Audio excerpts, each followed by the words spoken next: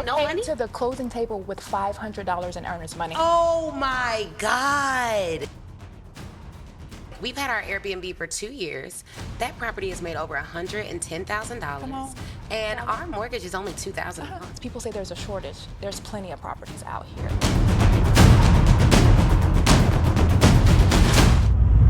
Energy high, excuses low. Energy high, excuses low. Energy high, excuses low. Energy high, excuses low. All right, guys, we are back for another power-packed episode. If you have ever thought about investing in real estate, getting your properties funded using creative investment strategies, and even if you're thinking, I don't know if I have enough money to invest in real estate, then this is the episode for you. Because look, y'all, it's no point in me teaching y'all how to make all this money if it's just gonna go right out the back door, okay? You need to have real estate, you need to have wealth, you need to have all the things, okay? And Dr. Daa'iyah is here as our specialist, our expert in all things real estate investment and wealth building with real estate. Dr. Daa'iyah, welcome to Speak Your Way to Cash. Thank you so much, Ashley. You know it's a pleasure. It is an ultimate pleasure to be here. I'm so glad you're here, and it's your first time on the podcast. Yes. That's amazing. Yes. Oh, and I love your rings. Yeah, come on, girl. You better be fly. So let us know, you. what is it that you do? Yeah, so I help other high earners like me get free. Most of them are Black women, but I help pretty much all high earners get free and through property ownership. And I help them to do it creatively because so many people have this myth that for you to buy property, or there's multiple like myths around property ownership. They think that there's a shortage of good investment properties. They think that you have to actually apply for a mortgage to buy a property, which you don't. They think that you have to have regular tenants and the whole tenants and toilets trope in order to make money from a property, and that's just not true. Interesting. So tell us your story, because I know you have a story. How much time you got, Ashley? Right. Tell us your story. Like, how did you get into this? You said that you were a high earner. What was it that you did before real estate investment? Yeah, so I got into it because the people asked for it, basically. But it started back when I finished med school. So I'm a physician. I'm a medical doctor. I double board certified in emergency medicine and internal medicine. But when for some reason, like, we didn't talk about this in my family. I didn't come from a family of wealth or people who talked about finances or anything like that. But I did see, especially the women in my family, as I was going through my education, they were going from renting mobile homes, because I grew up in the rural part of Georgia. Oh, wow. They were renting mobile homes, and then I saw them owning mobile homes. Then I saw them owning homes, and then I saw them building homes from the ground up. So as I was going from elementary school to medical school, that's what I saw. And so when I finished med school, something in me was like, oh, you need to buy a house. So I did my Googles, or I'm at the age, it might have been Google, it might have been Ask Jeeves, I don't know. Yeah.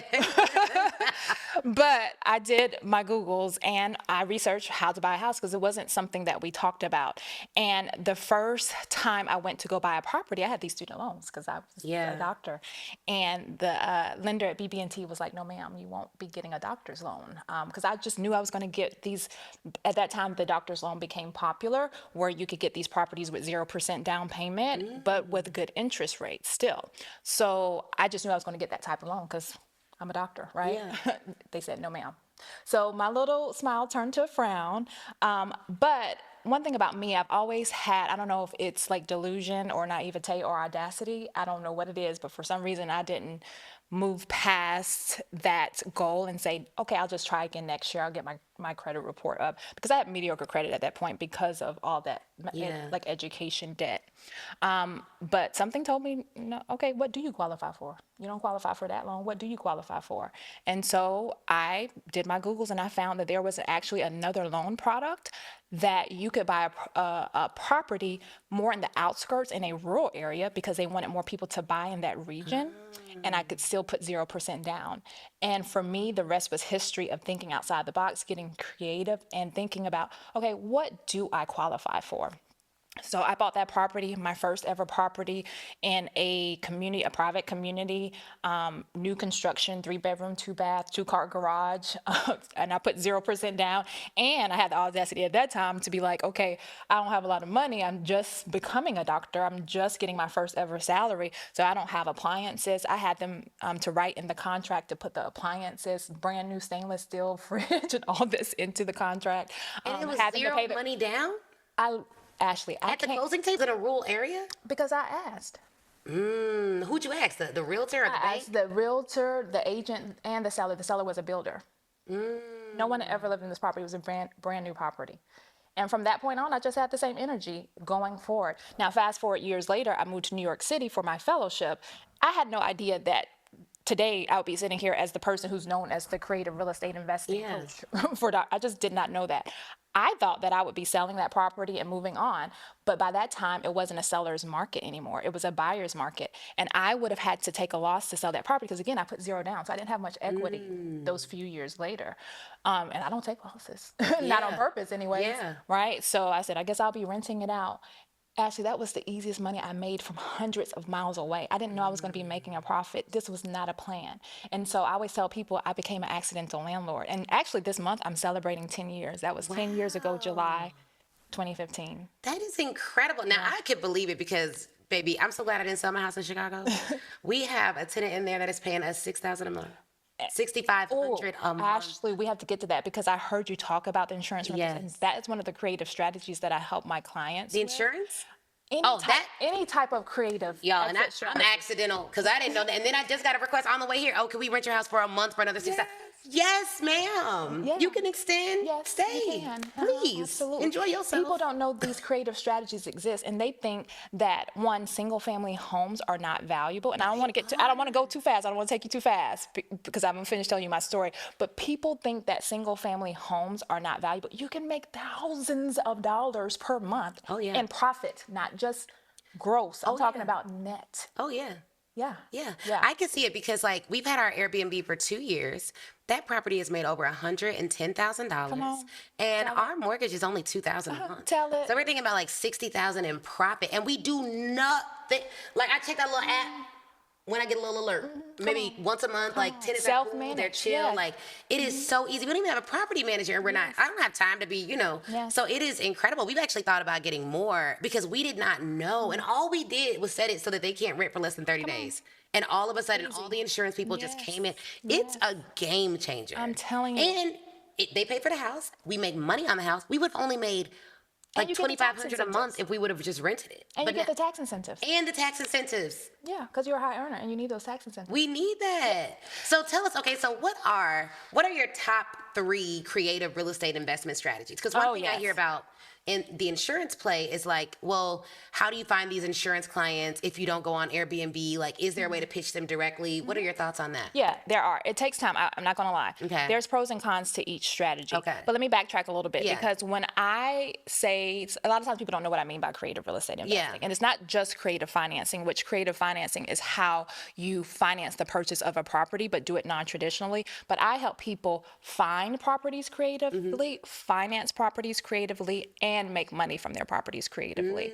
So looking off market to find properties, because people say there's a shortage. There's plenty of properties out here.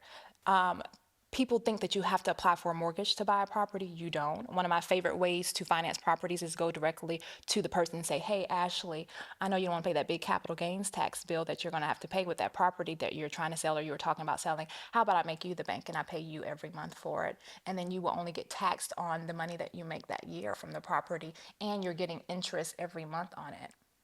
And That's it's a one of quicker my sale, creative, probably, yeah. and we can come together and make an arrangement. You get to decide how much money down you want, and it's a benefit to you as the seller because you don't have a huge capital gains tax bill. That's one way to creatively finance the purchase of a property, but also creative investing, not just creative financing, means how can I make money from property? People think that you have to have just traditional tenants, and nothing wrong with renting to traditional tenants. I enjoy doing that, but you can make money from your residential property even just by renting it out as just like a mini event space. Like there are people who want to have like their makeup class, their makeup artists, and they want to have 15 people over to teach them a makeup class, but they don't want to go and spend thousands of dollars on a big event space, but they will come and rent out a residential property to do that. That's just one creative way to make money from a property if you're the owner of that residential property. I have my properties, a few of them, registered with the Maryland Film Commission. Just like we're sitting here filming this podcast, some people need just a regular looking place in order to do video shoots or to have interest group meetings. So you do it with your state, like your state's film commission. And they pay. We are always filming movies in my area. I live right now in Baltimore, Maryland. Even on my block, I'm just like, man, I don't want them to come in my personal home, but maybe I should have another property around here so I can make sure I'm getting in communication with these production companies. So yeah, but some of my properties that are further out, like I live in a multi-unit property, and so I rent out one unit of my property, and it more than covers my mortgage. So for that one, I'm a little bit picky who I let in there. I only let like medical students in there. But for my other ones, yeah, I'm more open to the types of exit strategies that I allow to make money in those properties. That is incredible. Yeah, so it's more than just how to finance the purchase. It's the whole gamut of how to find the properties, how to finance them, and how to make money from them creatively. I love that. And if you are someone who's like, okay, well, I have a house, I'm thinking about selling it, maybe I should just use one of these strategies to make some money from the property, and like they do want to rent to an insurance company, do you recommend using Airbnb and they take a cut, or do you recommend going directly to the insurance companies? So you have to be careful because there are so many kind of laws and regulations now on Airbnb. A lot of people are hating on Airbnb. So many. Right. And so my clients, I make sure we do everything by the book, and we are ethical investors, and we follow the rules and regulations, because otherwise you can lose a lot of money. Yeah. Right. So it depends on the municipality that the property is in. But outside of Airbnb, you can actually reach out to these insurance companies directly. Now, I will say, I kind of mentioned it a little bit earlier. There are pros and cons. With the insurance companies, there is like a ramp up period. It may take you 6 months to 12 months before you can kind of get a regular momentum of them reaching out to you. But in the meantime, there's ways that you can make money as you're making that connection. But that is one of the cons of the insurance rental kind of like play or game, because it takes time to get in with them. But yeah, you can reach out to them directly. A lot of times now, another common site that's becoming popular or has become popular is like furnishfinder.com, and they'll reach out to you on there. But can I give some game? Yeah, give some game. Because I like to drop a little gem here or there. Yeah, drop it. Be careful about using those types of sites, because with insurance rentals, insurance companies should be giving you much higher than market value. Yes. And so oftentimes when you are putting your site or your place, your property up for rent on these sites, you're putting it on there for just higher than market value. But the reality is oftentimes insurance companies, they may give you up to 20 to 25% of the value of the property that you own over a 12-year period. So for instance, I can't do that math quick in my head, so y'all don't judge me. But like, for instance, if you have a $400K value property that you're renting out, you may be able to get up to about $8,000 a month. But if you're putting your property to rent, that could be like a 3 or 4 bedroom property. Right. But if you're putting that up to rent on these sites that you're renting 3 or 4 bedrooms for $2,500, $3,500, you're missing out on money. Yep. And so just be careful about them reaching out to you on there. Let them know, oh yes, we can work something out, but it wouldn't be at this rate. Yeah. It won't be at this rate. So let them know that. So negotiate that up front. Ooh, that's good.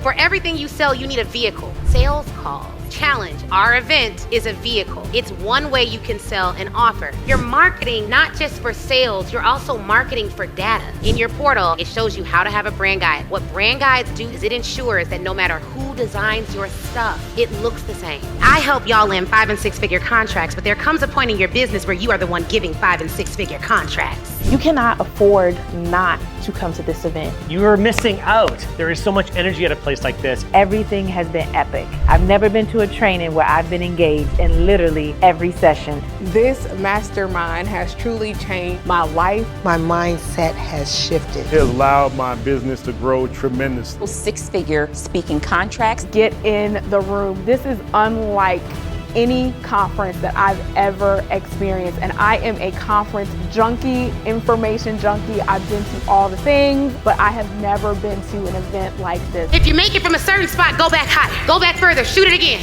And if you make it from that spot, then you realize, hold on, this may be too low of a rim.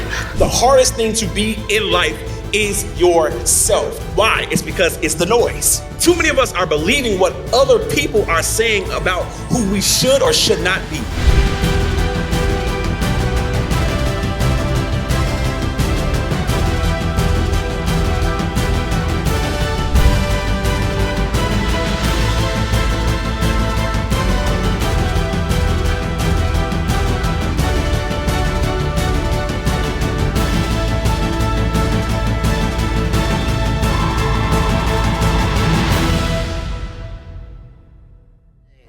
Okay, and so you talked about creative real estate coaching. Is that what initially drew you to Speak Your Way to Cash, like growing the coaching arm of your business? Because you've been in the mastermind 2 or 3 This years? is my second year now. Second year? Yeah, Okay. yeah. I know it feels like it's been longer. Right. I was like, you're OG. You're an OG in here.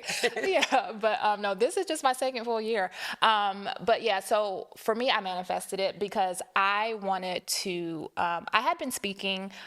People come to me and ask me a lot to come speak at different conferences, conventions, different things like that. But I had not been getting paid for all the speaking I was doing, similar to when I was doing the consulting, and not getting paid for it before I started charging.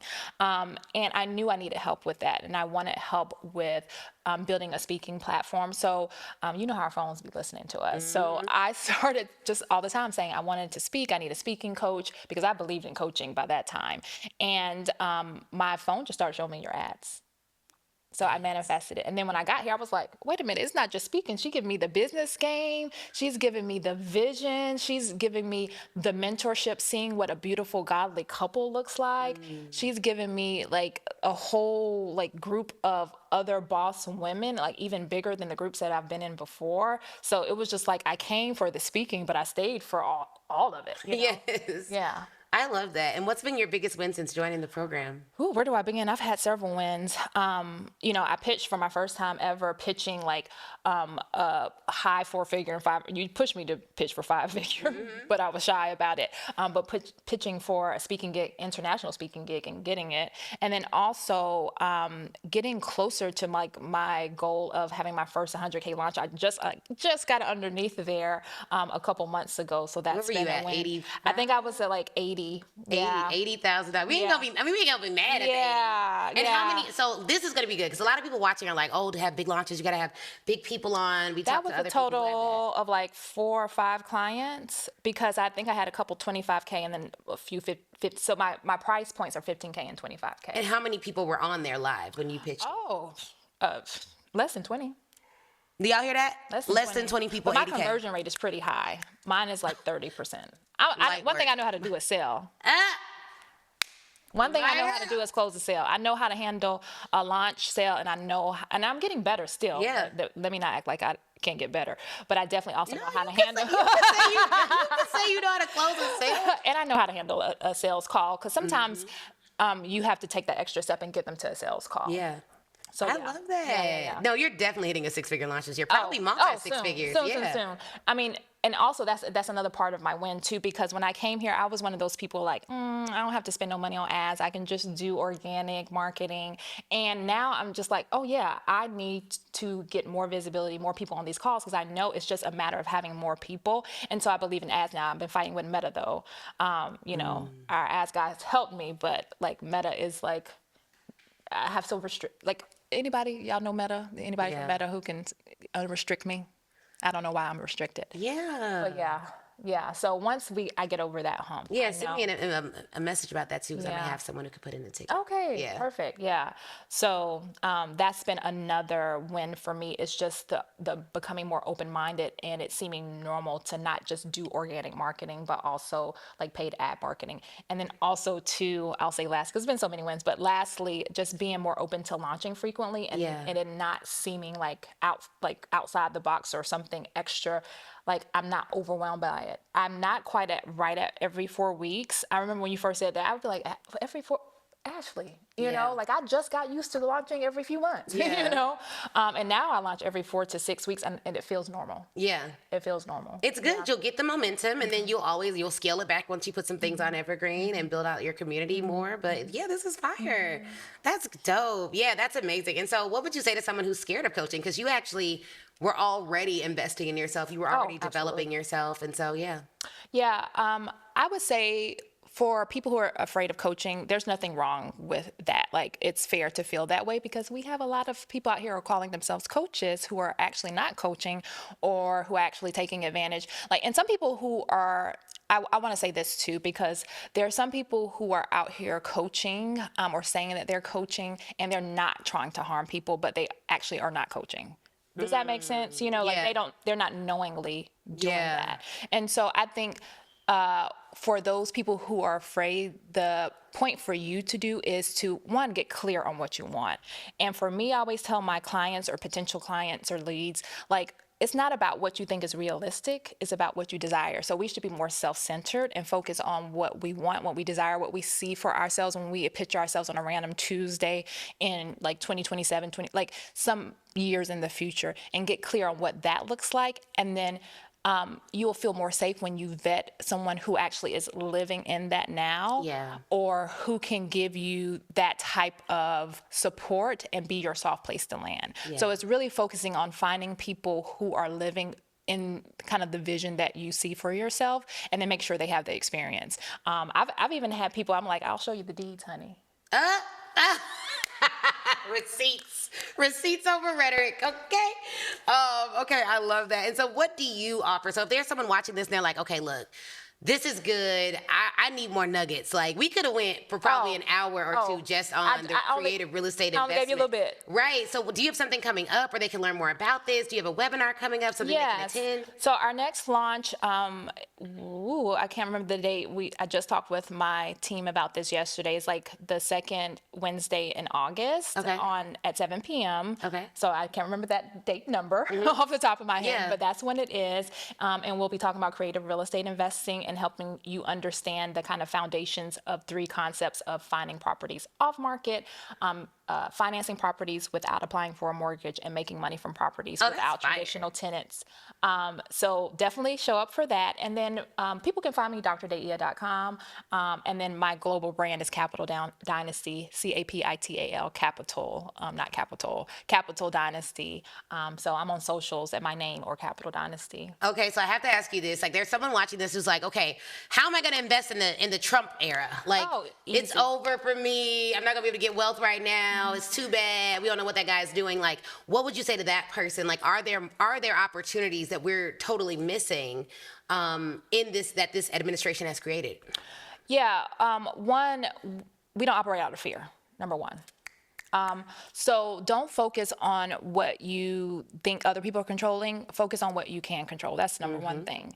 You can control your reserves. You can focus on making sure that, if you have that emergency fund, all that together, make sure you get your other cash reserves up and be ready to deploy it with help and support. Don't be out here just spending money all willy-nilly, not knowing what you're doing. But the thing is, to be honest, I might get some flack for this, but a lot of the plans that are put out there, they're not going to affect high earners the way that they're going to affect people who are not high earners. So that's just facts. It's just facts, but some people feel some type of way about that. But for those of us who are on our way to becoming high earners and making multiple six figures, where you can take advantage of those things that he's putting out there. Just because you're not there yet does not mean that you can't take advantage of those. The tax the tax strategies of the U.S. will always favor those who are property owners, those who are married, and those who are business owners. So get you a business, get you some property, get you a spouse. I'm looking for one myself. Not pick them up at the Whole Foods.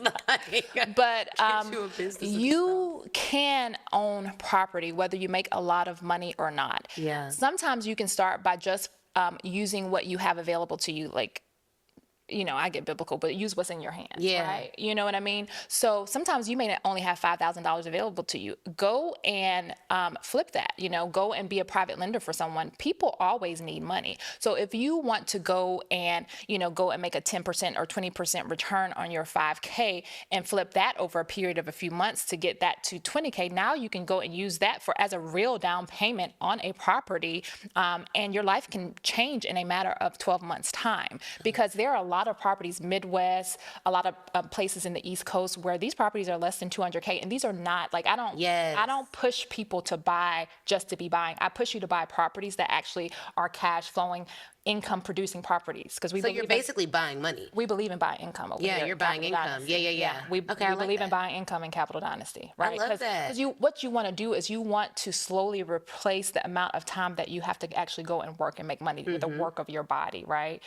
That's what allowed me to be able to walk away from my multi-six-figure job. So your real estate was producing what your income was producing. Yeah. So to be honest, it was not all the way there at the time that I left, but I knew I probably only had to add a couple $1,000s to it at that time. Fire. So I was like, Lord, you gave me the vision, so I'm going to put this resignation in, and you'll take me the rest of the way. And He did. That is amazing. Well, congratulations on everything. Thank you. If there's someone who's like, okay, well, I can't make the webinar, but I want to work with you. Do you do, like, can they book a sales call? How can they do that? Yeah, well, praise God, I'm not at the point where everybody can get on a call with me. Okay. I don't have the bandwidth for that anymore. But yes, definitely reach out to us on any of our socials. We have a way that you can connect with us on drdaa'iyah.com if you're interested. So drdaa'iyah.com, or any of my socials, Daa'iyah Cooper or Capital Dynasty. Reach out to us. It'll be someone from my team most likely who answers. Sometimes it's me. And we can connect you. We'll ask you a few questions and then see if we're a good fit to get you on a decision-making call. I love that. Okay, awesome. So y'all heard it here first. Dr. Daa'iyah just gave so much game. I'm actually going to watch this back and be like, yeah, we need to do that. We need to do that. We need to do that. We need to do that. And if you are someone who's like, hey, I love this level of conversation. I want to meet more women who are about their game. How do you know so many incredible women?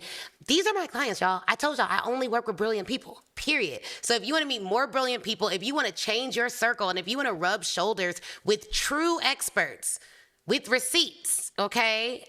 She got the D's, okay? Then you need to be at Speak Your Way to Cash Live. This year's theme is the Expert Olympics, and not only do we have some of the best experts in the world speaking, but we also have two-time gold champions, former NFL players, people who are at the top of their game in athletics and who are now at the top of their game in business, and who have been able to build wealth for their families with the revenue that they've earned from their businesses. You need to be at Speak Your Way to Cash Live. It's gonna help you with your sales, your marketing, and your operations, and you're going to have the best time of your life. There is no event in the world like Speak Your Way to Cash Live. We've been doing it since 2019, y'all. I've been doing the same thing. I've been looking at my old videos like, I be saying the same thing since 2019, and just with like nicer clothes now. Like that's pretty much it. It's been a little bit of a glow up, but I've been consistent. So I preach consistency and I've lived consistently, and I want you to experience what you will experience over 3 days of Speak Your Way to Cash Live. Go to www.speakyourwaytocashlive.com and I will see you there. See you soon, guys.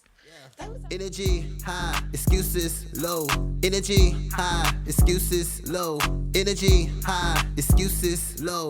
Energy high, excuses low. I need energy, need only good people that's around me. All the faith you can give, that's the recipe.